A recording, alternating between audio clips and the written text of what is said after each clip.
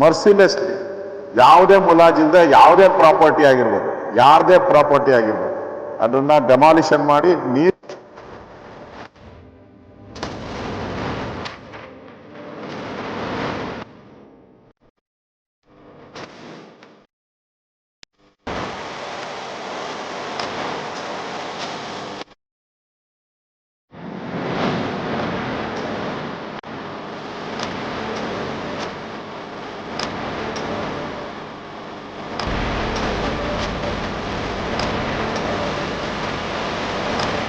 The city civic body on Monday began a demolition drive.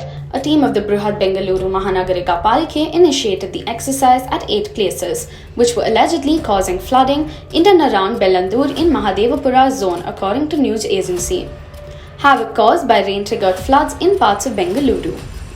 Chief Minister Basuraj Bommai asserted that the anti-encroachment offensive would be done on a big scale.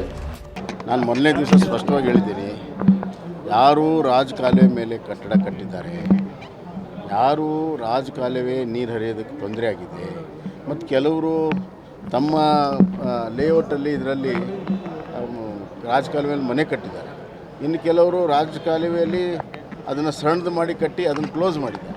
ಬೇರೆ ಬೇರೆ ರೀತಿಯಲ್ಲಿದೆ.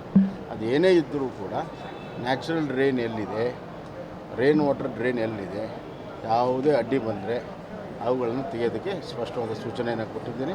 ಅದರಲ್ಲಿ ಯಾವುದೂ ಭೇದ ಭಾವ ಮಾಡೋ ಪ್ರಶ್ನೆನೇ ಇಲ್ಲ. ಸರ್, ITBT ಅವರು ಒತ್ತುವರಿ ಮಾಡ್ಕೊಂಡಿರೋ ಆರೋಪಗಳು ಇರುವಂಥದ್ದು ಯಾರಾದರೂ ಇರಲಿ, ಈಗ ನಮಗೆ ಪ್ರವಾಹ ಬಂದಾಗ ಎಲ್ಲರಿಗೂ ತೊಂದರೆ ಆಗಿದೆ.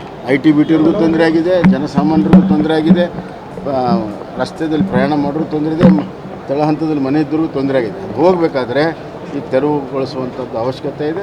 ನಾನು ಮೊದಲನೇ ದಿವಸನೇ ಹೇಳಿದ್ದೇನೆ, ಇದು ಪ್ರಾರಂಭ ಆಗಿದೆ, ನಿಲ್ಲೋದಿಲ್ಲ ಅಂತ. ಅದನ್ನ ಪೂರ್ಣ ಪ್ರಮಾಣದಲ್ಲಿ ನಾವು demolition drive is only for the lower middle class people.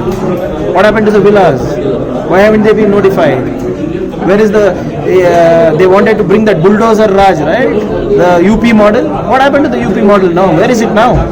As soon as it comes to the rich, as it comes to the affluent, the bulldozer just dies down.